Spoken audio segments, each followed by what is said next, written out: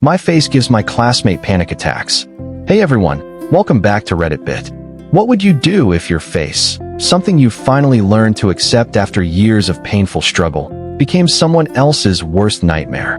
Imagine being told that your natural appearance is so disturbing it causes panic attacks in others. From social media firestorms to administrative meetings, family pressure to unexpected friendship. Stay with me as we unpack one of the best Reddit stories that will leave you wondering. What would you do if your right to be yourself collided with someone else's right to feel safe? Let's dive in. My name is Olivia Bennett, and I'm a 19-year-old photography student at the Royal Academy of Arts in London. For as long as I can remember, I've struggled with severe cystic acne. It's been a part of my life since puberty, and I've tried every treatment imaginable: creams, pills, dermatologist visits, you name it. Nothing seemed to work, and I was left feeling hopeless and ashamed. For years, I covered my face with layers of makeup, trying to hide what I thought was a flaw. I would wake up an hour early just to apply foundation and concealer, making sure that no one could see the angry red spots and dark scars that dotted my skin. But the truth is, hiding felt like a prison. It was exhausting, and I was tired of feeling like I had to apologize for my appearance point one day. As I stood in my tiny hall of residence bathroom, I looked at my reflection and made a bold decision. "I'm done," I said to myself. I dropped the makeup sponge into the sink and took a deep breath. It was time to embrace my natural skin, no matter how scary that felt. My roommate, Mia Chin, was the first person to see me barefaced that morning. She looked up from her sketchbook, did a double take, and then broke into a huge grin. "Bloody hell, Liv, you're really doing it." I touched my cheek self-consciously, still nervous about how others would react. "Yeah, I think it's time. It's about time," Mia exclaimed, jumping up to hug me. "Your skin's been through enough chemical warfare. Let it breathe." Walking across campus that day felt like being naked in public. Every glance seemed to linger a beat too long, but there was also something exhilarating about it. I was finally taking back control of my life. As I entered my first class, Portraiture and Identity, Professor Eleanor Wright welcomed us with her usual enthusiasm. The moment I sat down, I noticed Seb Harlow, a fine arts major known for his talent, but also for his peculiar phobia, trypophobia, the fear of clustered holes. When he turned around to find a partner, our eyes met, and his expression shifted from casual interest to absolute horror. He made a strangled sound and covered his mouth, breathing rapidly. His friend Hugo immediately rushed to his side. "Seb? What's wrong?" Seb couldn't speak. He stared at my face, panic evident in his eyes. Suddenly, he bolted from the room, and the class went silent. Professor Wright hurried over. "Sebastian, deep breaths. Focus on my voice." I sat frozen, unsure of what was happening. Everyone's eyes were on me, and I felt a wave of confusion wash over me. Was I responsible for this? After a few minutes, Professor Wright returned with Seb, who looked visibly shaken. "I'm taking him to the wellness center," she announced. "Everyone, continue with your partner work. I'll be back shortly." As they left, I felt a rush of shame. Why did my face have to trigger a panic attack? The whispers began, and I tried to focus on my work, but the tension in the room was palpable. "Olivia, do you even care that you're making him uncomfortable?" Hugo accused softly. "What?" I shot back, trying to hold back my anger. I didn't know he had a fear of patterns. "I'm just trying to be myself." The class continued, but I couldn't shake the feeling that I was somehow at fault. When Professor Wright returned, she asked to speak with me privately. "Olivia," she began carefully, "I understand you're on a personal journey with your appearance, and I respect that. But I need to ask if you'd be willing to make some accommodations for Sebastian." "Accommodations? What do you mean?" I asked, my stomach tightening. "Perhaps you could return to wearing concealer? Or we could rearrange the seating so you're not in his direct line of sight," she suggested. I felt my heart sink. "So, I'm supposed to hide myself again? After finally choosing to embrace my skin?" "I understand this is complicated," Professor Wright said. "But Sebastian physically cannot be in the room with certain visual triggers without experiencing debilitating anxiety. We have to find a solution that works for everyone. I left class early that day, my mind spinning. What had started as a personal victory had turned into a moral dilemma. Did my right to exist naturally in my own skin trump Seb's right to learn in a safe environment? Or was it the other way around? By the next morning, the situation had exploded.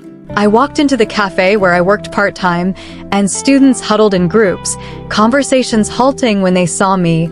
"Check your Instagram," Mia texted. My heart sank. With a sense of dread, I pulled up the app. Someone had created an anonymous account called @Royal Academy Drama with a post that had hundreds of comments. Ethics debate. Student refuses to cover severe acne knowing it triggers classmates' clinical phobia. Who's right? Hashtag Team Seb or hashtag Team Olivia.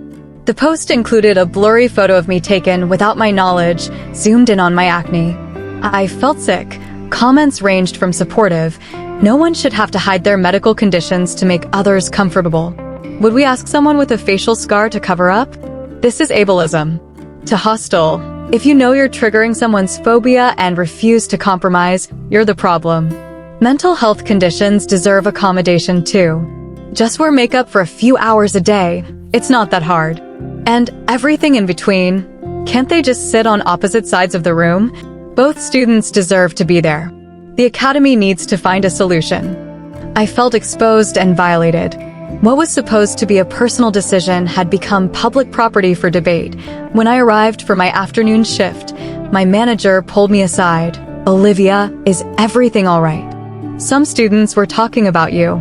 I explained the situation as best I could, fighting back tears. "That's awful," she said sympathetically. "Take the day off if you need to." But I didn't want to hide. That was the whole point of my decision. Later that evening, I received an email from Dean Blackwood requesting a meeting about the situation. The subject line read, "Accommodation discussion, urgent." Mia helped me prepare for the meeting, researching student rights and accommodation policies. "They can't force you to wear makeup," she insisted. "That would be discrimination." "But they might claim Seb's condition requires accommodations," I pointed out. "So does severe acne," Mia countered. "You've been diagnosed. This isn't just about appearance, it's a medical condition that causes you pain."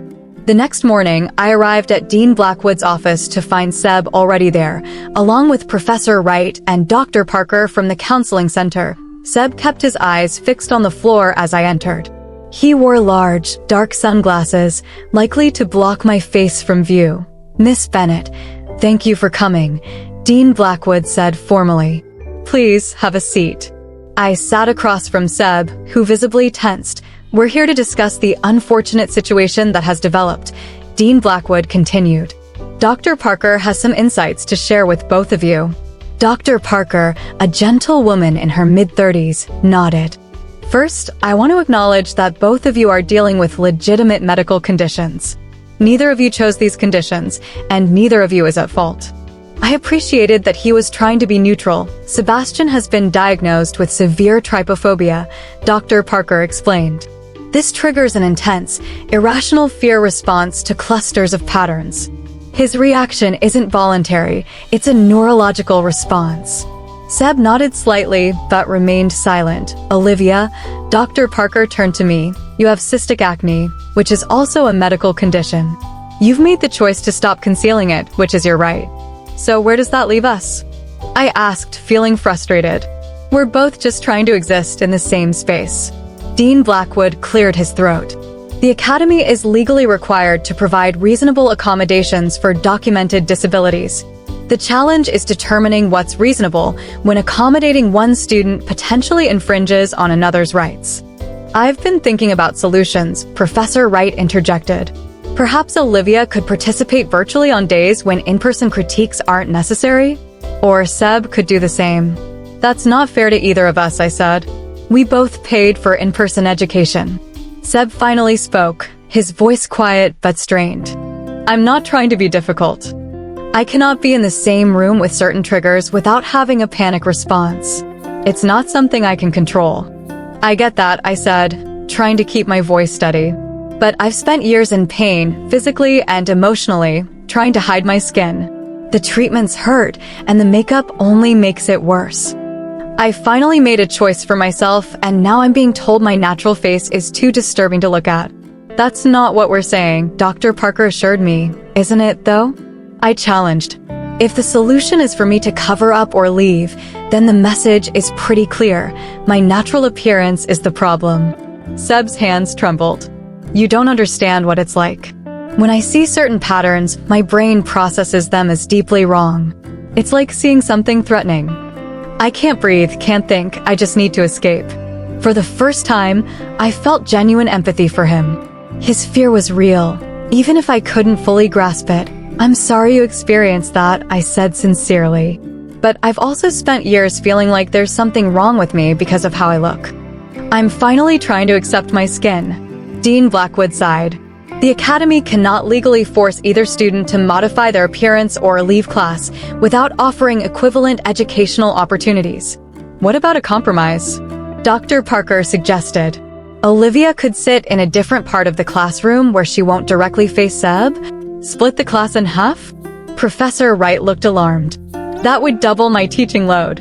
Or I could just leave, I said bitterly. That seems to be what everyone wants anyway. No one is asking you to leave, Olivia. Dean Blackwood said firmly. Aren't you? Because it feels like my options are cover my face, attend virtually, or switch classes.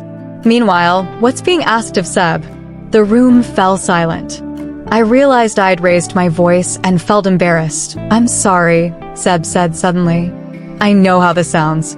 I know you think I'm being dramatic. But this isn't something I can just get over. I've been in therapy for years. I take medication. I've tried exposure therapy. Nothing helps enough to let me function around certain patterns. He was crying now, tears visible beneath his sunglasses. I felt terrible, but also frustrated. I don't think you're being dramatic. I believe your phobia is real. But I also believe I have the right to exist in my natural state without being treated like there's something wrong with me. The meeting ended without a resolution. Dean Blackwood said he would consult with the Academy's legal team about our unique situation and get back to us.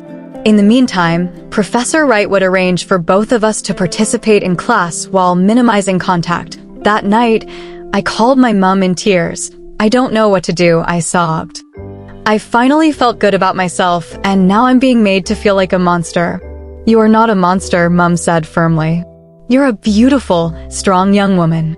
Don't let anyone make you feel otherwise. But what if Seb really can't help his reaction? What if I'm being selfish? Mom was quiet for a moment. Love, having boundaries isn't selfish. You've spent years in pain trying to conform to what society thinks you should look like. You deserve to exist comfortably in your own skin. But so does Seb, I said quietly. Yes, he does, Mum agreed. And that's what makes this hard. There's no villain here, just two people with conflicting needs. The next day, the At Royal Academy Drama account posted an update. Breaking. Sebastian Harlow's father, major Academy donor, reportedly threatened legal action if accommodations aren't made. Is money influencing the outcome? Hashtag class privilege, the comments section exploded, with students organizing a barefaced solidarity day to support me. But others were quick to criticize me for not accommodating Seb's mental health condition. The whole thing had spiraled completely out of control. A week after the initial incident, I was sitting alone in the campus garden, sketching and trying to escape the drama, when someone approached hesitantly, Olivia. I looked up to see Seb standing a few feet away, still wearing his sunglasses, but without his usual entourage of friends. Can I sit? He asked, pointing to the far end of the bench. I nodded, surprised. I came to apologize, he said.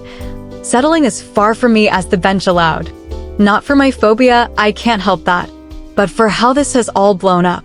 The social media stuff, my dad getting involved, all of it. That wasn't what I wanted. I was caught off guard by his initiative. Thank you.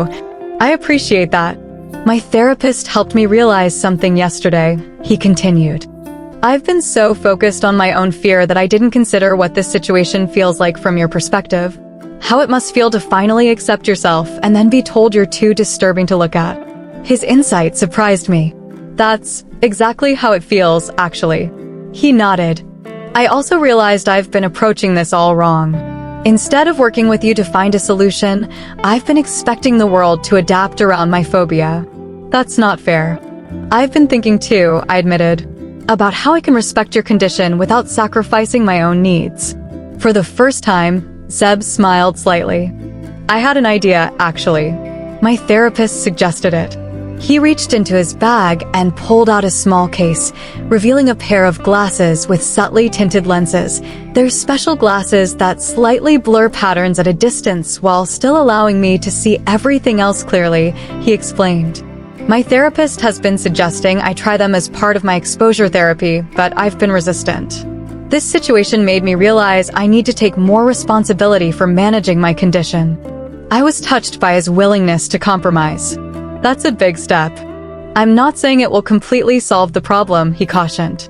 I might still need to sit farther away from you, and there might be days when my anxiety is too high for even these to help. But I want to try. I thought for a moment, then pulled out my camera. I've been thinking about compromise too. I showed him a photograph I'd been working on, a self-portrait that transformed my acne into something artistic through careful lighting and composition. This is for my final project. I'm exploring ways to represent skin conditions as something other than flaws to be fixed. What if I created an educational piece about both our experiences? It might help people understand that there's no villain in the story, just two people trying to navigate a difficult situation. Seb studied the photograph from behind his glasses. That's actually really powerful. And maybe it could help desensitize me a little, seeing acne represented in art rather than just, On my actual face, I finished with a small laugh. Yeah, he said, looking embarrassed. Sorry. It's okay. I get it. Well, I don't fully get it, but I believe you. We sat in companionable silence for a moment. Can I ask you something? I ventured. What's it actually like? Trypophobia? I've tried to understand, but it's hard to imagine. Seb considered the question. Imagine seeing something that your brain processes as deeply, intrinsically wrong. Not just disgusting, but somehow threatening at a primal level. Like your instincts are screaming danger, even though your rational mind knows there isn't any. That sounds terrible, I said sincerely. It is. But it's also my issue to manage, he said with new resolve. I've let it control too much of my life. Maybe we could propose our own solution to Dean Blackwood, I suggested, before they come up with something that doesn't work for either of us. Seb nodded. I'd like that. 2 days later, we met with Dean Blackwood, Professor Wright, and Dr. Parker again. This time, the atmosphere was different. Instead of being positioned as adversaries, Seb and I presented a united front with our proposed accommodations. Seb would use his special glasses and sit in a part of the classroom where he wouldn't have to directly face me. I would maintain my decision not to cover my acne, but would give Seb advance notice about particularly bad flare-ups so he could prepare mentally. For critique days when we'd need to be in closer proximity, we'd work out a schedule where one of us could participate virtually. If needed, we would collaborate on an educational photography project about invisible disabilities and visible differences, exploring both our experiences. Most importantly, we requested that the administration treat this as a learning opportunity for the entire academy about navigating competing accommodation needs with respect and creativity. Dean Blackwood seemed relieved by our initiative. This is remarkably mature of both of you. I'm impressed. We realized something important, I explained. When the system pits us against each other, we both lose. But if we work together, we might find solutions neither side would have considered alone. Dr. Parker smiled. That's an insight many people never reach. Professor Wright seemed particularly moved. I want to apologize to both of you. I was so focused on avoiding conflict that I didn't facilitate the kind of creative problem-solving our arts academy should represent. As we left the meeting, I felt a weight lift from my shoulders. The situation wasn't perfectly resolved. There would still be difficult days ahead, but we had found a path forward that honored both our needs. Word of our compromise spread quickly across campus. The anonymous Instagram account posted one final update. Olivia and Sebastian propose their own solution. 2 students with conflicting medical needs find common ground through art and understanding. Hashtag no villains here, the comments section filled with supportive messages and thoughtful discussions about accommodation and accessibility. Mia was waiting for me outside the administration building. So, how'd it go? I filled her in on our agreement. That's not what I expected, she admitted. I was ready to help you fight the system. Sometimes not fighting is the braver choice, I said, surprising myself with the insight. Standing up for yourself doesn't always mean someone else has to lose. In the weeks that followed, Seb and I developed an unlikely alliance. We weren't exactly friends, our lives and social circles were too different for that, but we shared a unique understanding. On bad days, when his phobia was particularly sensitive or my acne was especially inflamed, we'd text each other to work out adjustments. For my final project in Professor Wright's class, I created a photography series titled Beneath the Surface, featuring portraits of people with various visible differences and invisible disabilities, including one powerful self-portrait that didn't hide or minimize my acne, but incorporated it into the artistic composition. The project included a collaborative piece with Seb, exploring the nature of phobias through visual storytelling. The project received attention from beyond our campus, with a local arts magazine featuring a story about our collaboration and the complex intersection of self-acceptance and accommodation. On the night of the class showcase, my mom stood beaming before my self-portrait. "This is what I've seen all along," she said quietly. "My beautiful, strong daughter." Across the gallery, I noticed Seb showing his parents my work. He caught my eye and gave me a small nod of acknowledgement. We had found a way to exist in the same space, not by erasing our differences or by one person's needs trumping the others, but by creating something new together. As I looked around at people engaging with our art, I realized that my journey hadn't been just about accepting my acne. It had been about learning that true liberation comes not from demanding the world adapt to you, nor from hiding yourself to accommodate others, but from finding the courage to be visible while making space for others to do the same. And that was a lesson worth all the struggle. And that's how Olivia and Sebastian's story resolves. Not with one person winning and the other losing, but with a creative compromise neither could have imagined at the start. Olivia had every right to exist in her natural skin after years of painful treatments and hiding. Sebastian genuinely couldn't control his phobic response to her appearance. Both were suffering, both were right, and yet they were completely incompatible. I'm curious, what would you have done in Olivia's position? Would you have continued your journey of self-acceptance despite the consequences for Sebastian? Or would you have compromised your newfound freedom for his comfort? And if you were Sebastian, would you have tried the special glasses earlier or insisted on accommodation? The lesson here isn't that one approach is right and another wrong. It's that sometimes the most powerful form of self-advocacy isn't demanding the world adapt to you, but finding creative ways to honor both your needs and the needs of others. As Olivia realized, standing up for yourself doesn't always mean someone else has to lose. If today's story resonated with you, please hit that like button. It really helps the channel reach more people. And if you're new here, join our Reddit Bit family by subscribing and hitting that notification bell.